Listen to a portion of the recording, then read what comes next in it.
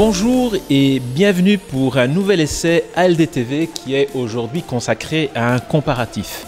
Mais avant toute chose, je vais vous présenter le club privé de Cartel qui nous accueille aujourd'hui dans leurs beaux locaux de Holrich.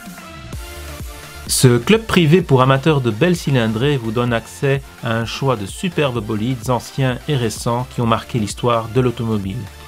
On y trouvera par exemple une exotique Morgan Three-Wheeler, des répliques de Cobra et de Porsche 356 Speedster ou encore des Lotus et des Porsche récentes. Mais le leitmotiv de Cartel reste le plaisir de conduire et le partage de la passion automobile. Notre essai du jour sort de l'ordinaire puisque nous n'allons pas tester une mais 3 voitures dont la principale différence concerne la motorisation. En effet, nous allons confronter 3 Audi A3 en version essence, diesel et plug-in hybride, la version e-tron, pour vous dévoiler les avantages et inconvénients de ces technologies.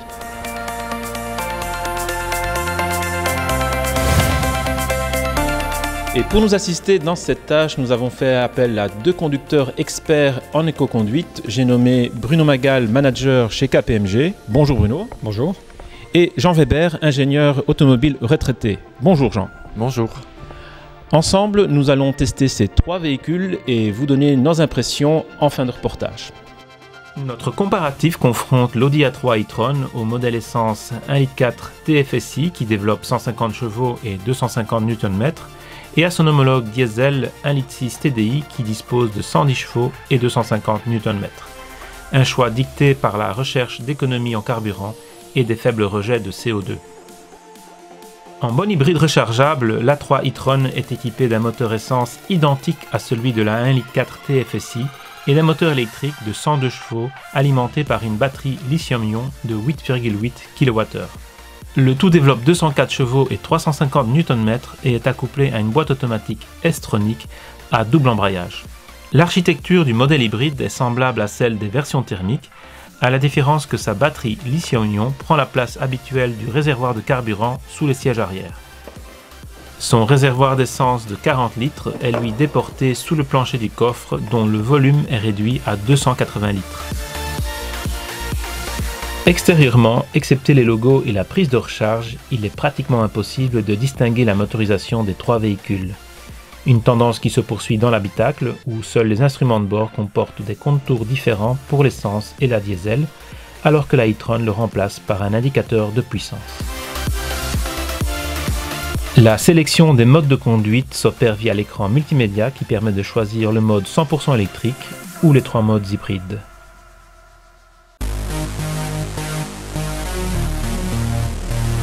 Les 3 versions de nos Audi A3 ont été testées dans des conditions de circulation variées, sur route, autoroute et parcours urbain. Bon, eh bien, nous venons tester ces 3 voitures à tour de rôle au cours des 3 derniers jours et on va essayer de faire un bilan pour récapituler les avantages et inconvénients de chaque motorisation. Pour ce faire, on va passer en revue différents points comme l'agrément de conduite, la consommation, les aspects pratiques et aussi le coût de ces véhicules. Alors pour commencer, je vais poser la question à Bruno. Au niveau agrément de conduite, que penses-tu de ces 3 motorisations que sont le TSI, le TDI et l'e-tron ? Alors pour le TSI, j'étais très agréablement surpris de découvrir une voiture légère et facile à prendre en main, où on se sent tout de suite bien dedans. C'est une boîte mécanique, important de préciser également. Le diesel, le modèle est le même, donc on va retrouver cette même douceur de vivre dans la voiture. L'association avec la boîte automatique sur le diesel me semblerait plus efficace pour un meilleur agrément de vie à bord. La e-tron, elle, est quand même assez particulière par rapport à ces 2 autres et nécessite un petit peu plus de temps pour vraiment pouvoir appréhender sa conduite très particulière en mode hybride. Je rajouterais peut-être que l'e-tron a une masse bien plus importante que les 2 autres versions. Il ne faut pas oublier qu'on est à plus de 300 kg supplémentaires sur l'e-tron par rapport à la TSI, donc la version essence. Et ça se ressent dans la conduite, dans l'amortissement du véhicule qui est plus pâteau. Bon, maintenant nous allons aborder un autre critère qui est les aspects pratiques. Pour ce faire, moi je vais peut-être commencer par mentionner l'autonomie des différents véhicules, en commençant par la diesel qui évidemment a l'autonomie la plus élevée pour environ 800 km. Ensuite vient la version essence qui donne un bon 600 km d'autonomie, et assez étonnamment c'est avec l'hybride qu'on a moins d'autonomie malgré les deux motorisations, mais c'est normal parce qu'on a un réservoir plus petit au niveau essence, et puis on a les batteries qui prennent beaucoup de place. Donc l'hybride, on est à environ 500-520 km d'autonomie combinée. Bruno, qu'est-ce que tu as à ajouter toi de ton côté au niveau aspect pratique? Pour l'aspect pratique, je voudrais rajouter un petit mot concernant la e-tron que j'ai pu ramener à la maison, et donc sur cette nécessité, comme c'est une hybride rechargeable, il faut s'astreindre à la recharger, donc à la brancher le plus souvent possible quand on s'est arrêté. Ça veut dire donc sortir du coffre, les câbles, il y a 3 câbles différents, ça c'est un aspect contraignant de ce type de véhicule. Bien évidemment, quand on fait l'acquisition d'un tel véhicule, il faut envisager l'installation adéquate à sa maison pour ne pas devoir à chaque fois sortir les câbles du coffre, mais se brancher directement sur son domicile. Très bien. Et Jean, est-ce que tu as un autre commentaire à faire à ce sujet-là? Sur l'aspect recharge, non, parce que je ne l'ai pas utilisé, mais autrement sur l'aspect, je vais dire, pratique du véhicule, le fait que si on compare les trois voitures, la version essence basique et la diesel ont un coffre relativement grand, et la version e-tron, un coffre qui est pénalisé de 40 à 50 litres à cause du volume des batteries qui sont placées à l'arrière, sous la banquette arrière, et le réservoir d'essence est placé juste dans le coffre. Troisième point maintenant, qui est celui très attendu, la consommation. Alors au final de ce test, on a relevé des chiffres qui sont les suivants. Avec la version essence, on a consommé entre 6,5 et 7 litres en moyenne. Avec la diesel TDI, on était en moyenne entre 5 et 5,5. Et avec l'hybride, on était aux alentours de 5 litres. Mais pour avoir plus de précision, je vais poser la question à Bruno. Par rapport à la e-tron, au niveau vraiment consommation, qu'est-ce que tu as pu remarquer ? Alors, le principe des véhicules hybrides est que la consommation peut très fortement varier en fonction de leur utilisation que l'on en fait.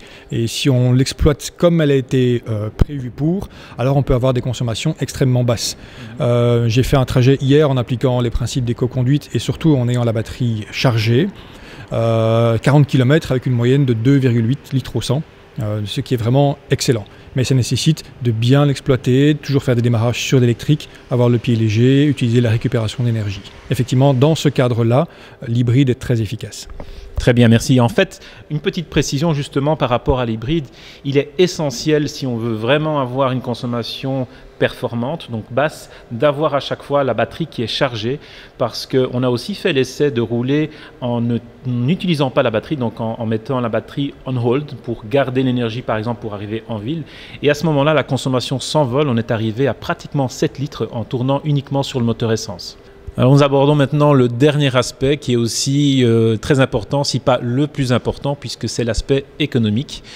Donc le prix de ces véhicules, il a de l'importance pour se décider soit pour l'un, soit pour l'autre. Et dans le cas de l'e-tron, eh bien, on a un surcoût qui est considérable, qui est de 10 000 € par exemple par rapport à la version essence et même de 12 000 € par rapport à la version diesel. Donc évidemment, si on tient compte des différentes consommations, ça ne justifie pas financièrement de choisir l'e-tron. Par contre, cela peut dépendre des philosophies de chacun de choisir ce modèle ou un autre. Bruno, qu'est-ce que tu en penses ? Alors je suis tout à fait d'accord.